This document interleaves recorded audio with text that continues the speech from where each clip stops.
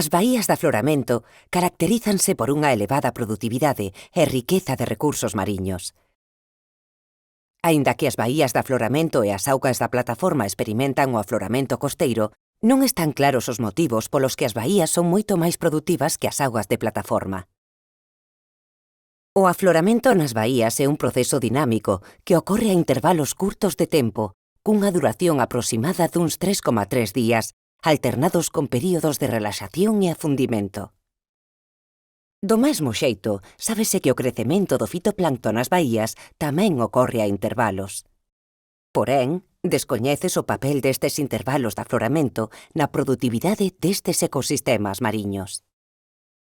Un novo estudo oceanográfico describe como a variación de curta escala no afloramento ten implicacións na elevada produtividade das rías baixas, baías de afloramento estreitas e alongadas localizadas no noroeste da Península Ibérica.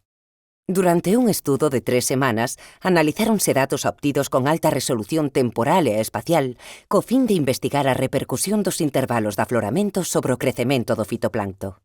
O estudo mostrou que as mudanzas rápidas no vento xogan un papel clave na produtividade das rías.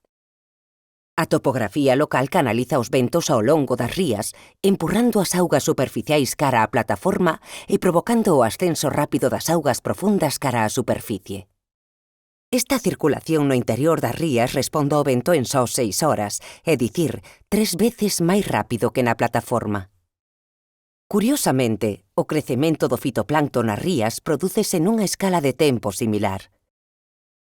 Simultáneo ao afloramento de augas ricas en nutrientes, o fitoplancto exponsa a luz e responde captando os nutrientes rapidamente, o que resulta nun incremento da concentración de clorofila e produción primaria.